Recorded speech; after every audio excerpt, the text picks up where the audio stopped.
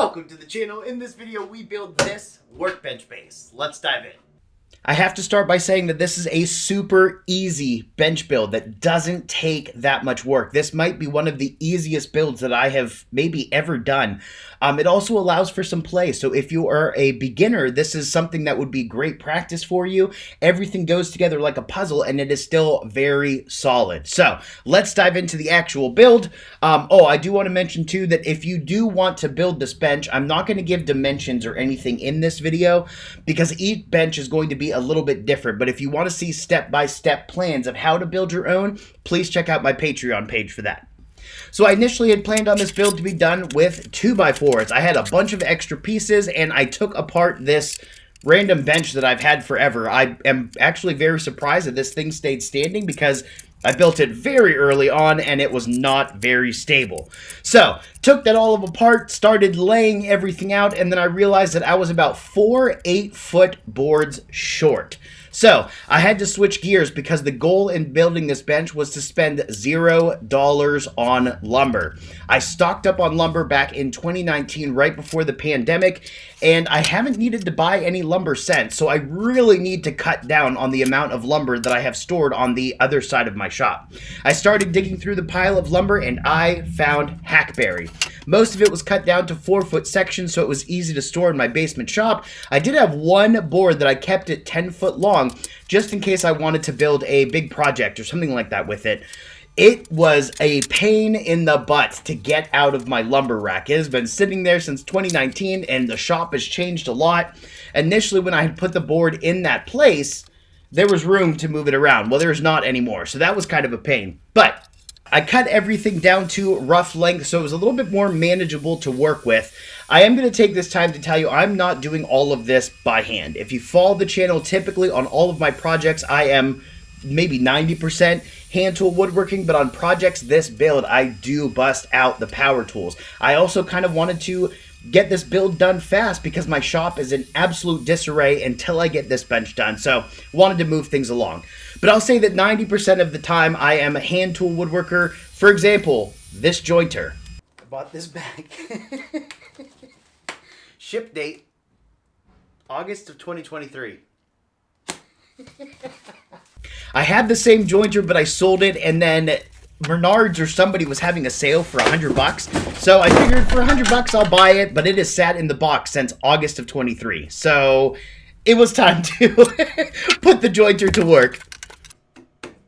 In jointing these boards, I do not have a flat reference face for the jointer, but I'm not edge jointing these, so it doesn't matter that much right now. All I wanted to do was get these edges straight enough to run them through the table saw to cut them down even farther to make them more manageable, because again, small shop, a lot of boards, not a lot of space. I will give you a word of caution. These boards weren't too cattywampus to run through the table saw, but if you have a board that is way out of whack, please do not run it through the table saw.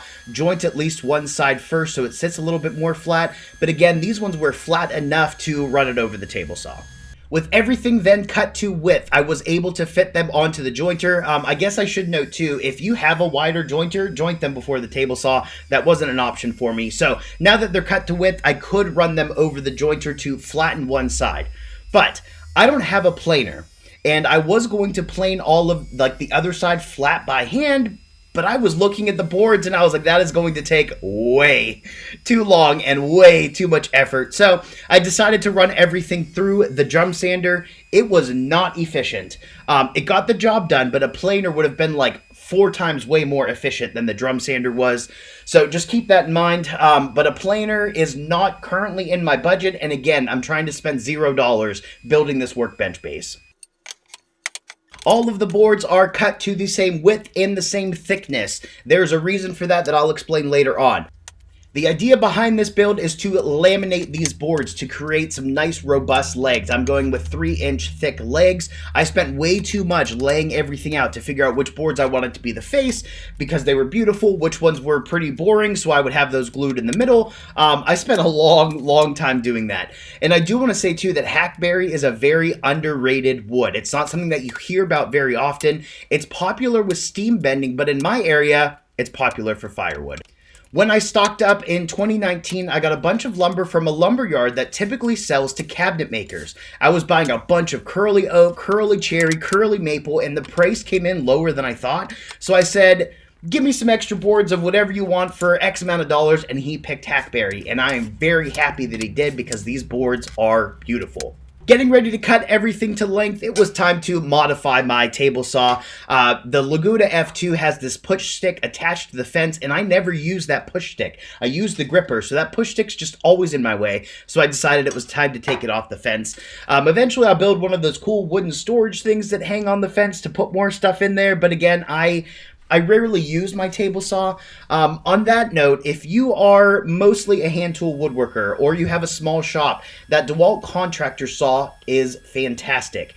If I knew back when I bought this Laguna F2 that I was going to be primarily hand tools, I would have just kept my DeWalt because this Laguna takes up a lot of space. That is not a knock on this Laguna. I love this table saw. It is powerful. It handles everything that I need it to handle. It's a great saw. It's more of just the space thing, and I didn't really need to spend this much money on a table saw because I am primarily hand tools. But the table saw is sentimental to me because it's one of the first big real power tools that I bought, so I am going to keep it around. Now that we have all of the boards cut to length and width, it is time for the glue up, and this is where you can see how I am laminating everything together. I made this little jig that is going to help me with the spacing. So now is a good time to explain why I made all of these boards the same thickness and the same width. That's because I want mortise and tenon joinery without all of the fuss. I don't want to have to chop all of these mortises by hand or cut all of these tenons by hand. So during glue up and during laminating these boards together, I left spaces. So for example, for the stretchers, I'm using this jig to space out how wide the legs are. So when I glue the boards together, there I have my tenon. Then when it gets to gluing up the legs, I'll leave a space for the mortise. This is one of the easiest glue ups that I've ever had. It just takes some planning in the beginning, but if you do make everything the same width and the same thickness, and you leave these spaces, then again, it all just goes together like a puzzle. In using this jig, I could have clamped the boards down and left them that way, but I am using the screw and go technique because I don't have a lot of space in the shop right now with everything being a mess, and I didn't want these big bars from the clamp sticking out. Where was I going to put everything? So I decided to just add some screws. If you have the space, feel free to leave them clamped, and then you don't have to worry about having screws showing. But I did align all of the screws so they are on the inside of the bench. So when I do add a cabinet, you won't see any of those screws anyways. When it was time to glue up the legs, I used the stretchers as the jig. I didn't feel that it was necessary to make a jig for this when I already have the stretchers in place, and I just put the legs on there, clamped them, glued them, and then screwed them together, and boom, the legs were done.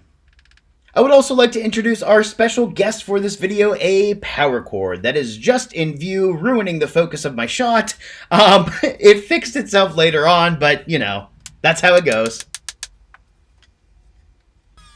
Once all the laminations were done, I then edge jointed everything so the boards would sit flush together. The main reason I did this is because I wanted a nice flat surface for the shoulders of the tenon to sit on. It's also kind of a cosmetic thing. I like when everything lines up perfectly. They weren't that far out of whack because, again, everything is the same width. A dry fit was next because I needed to figure out where I wanted those short stretchers to go, paying attention to which sides were prettier, which sides were dull, which faces I wanted out, where I wanted them top and bottom, yada yada. Spent forever laying all of that out, of course. For these short stretchers, I do need to chop some mortises out because these mortises are going through the face of the leg. I couldn't leave any spacers for those. But because, again, all of the boards are the same width and the same thickness, it was super easy to lay all of these out. I used some layout tools and the Veritas setup blocks, including a 1-2-3 block, which just made this a breeze. Other than putting screws exactly where my mortises needed to go, so of course I needed to take those out. I did try to drill out some of this waste. I was using one of those Irwin speed bit things. I think it was like a 7/8, but that bit was huge. And to try to use that on a hand drill with that woodpecker's 90-degree guide, it was putting a lot of torque on it. So I was worried that something was going to break, whether it was my wrist or that woodpecker's guide. So I switched to the biggest wood owl bit that I had, but it was too long for the woodpecker's guide, and I was really nervous about not drilling straight, so I switched to chopping out these mortises by hand. I got one done, and it took forever. It is not the chisel's fault. I have the Veritas mortise chisels, which I love, but these are through mortises. So they are 1 inch wide, 3 inches tall, and 3 inches deep. So that's just a lot of material to remove. So I reevaluated my life choices and decided to go back to drilling out the waste, hoping that I would drill straight enough, and it was good practice, and it worked out okay. I need to give a shout out to the Veritas 2-inch butt chisel. It is probably my most used chisel in the shop because it is great for making that initial hit to establish your layout lines. It is also great when you need to flatten wide areas. So this chisel came really in handy with these mortises. In chopping all of these out, I did use a good combination of chisels. So I had the Veritas mortise chisels, their 2-inch butt chisel, and then the blue spruce bench chisels and paring chisels. Now, could all of these be chopped out with 1 or 2 chisels? Yes, but if you follow the channel, you know that I'm extra, and I like to switch between chisels because it is effective for me. If you are doing this much chiseling, I highly recommend keeping a strop nearby.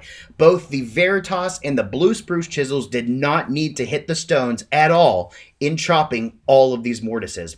I would just swipe it a few times on the strop and it was back to fighting shape. That's one of the big reasons that I picked these chisels as my users. I do have a video on that where I tested out 30 different chisels. The Veritas, the blue spruce, and the Ashley Isles were the winners in my opinion. So feel free to check out that video if you want more info.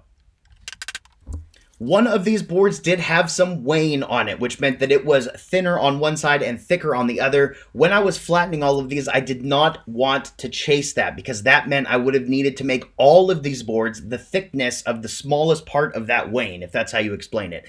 And to try to do all of that with just a drum sander and not a planer was going to take way too much time. So what I decided to do was just add some glue in there to give it a little bit more strength. I taped everything off, added the glue, but I forgot to add a glue in the mortise. So that did need some cleaning up later, but it made me feel more comfortable to add glue. I'm not sure that it was necessary, but it worked out. Just an extra step. All of the chop that you saw me doing before was the rough chop.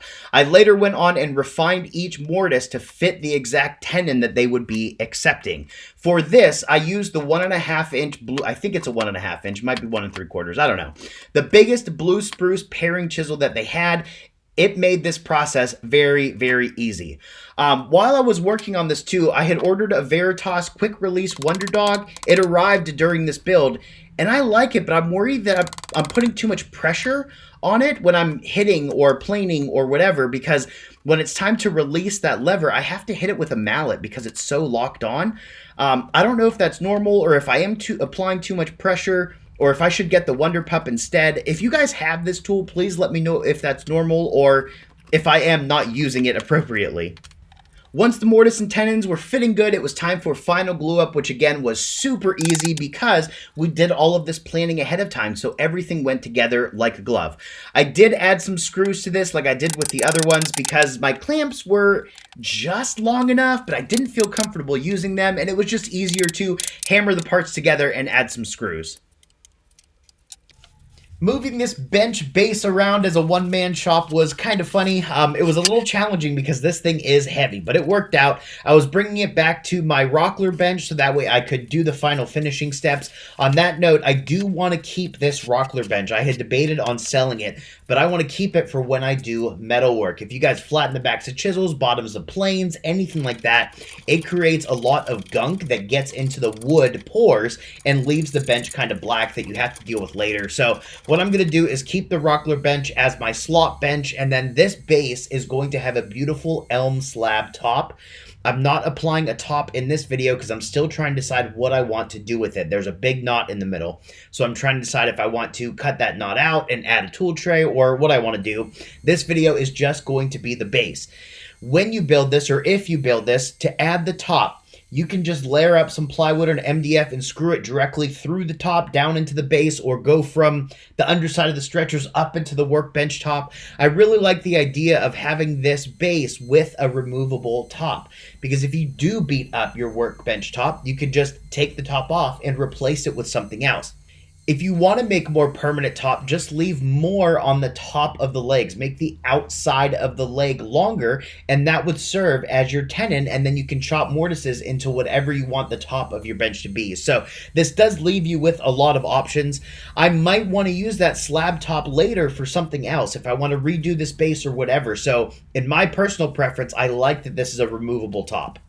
I did apply finish to this bench base. I applied a coat of oil and a coat of ruby shellac. There was a conversation in the Veritas Tool Nerds Facebook group about whether or not people finish their shop furniture.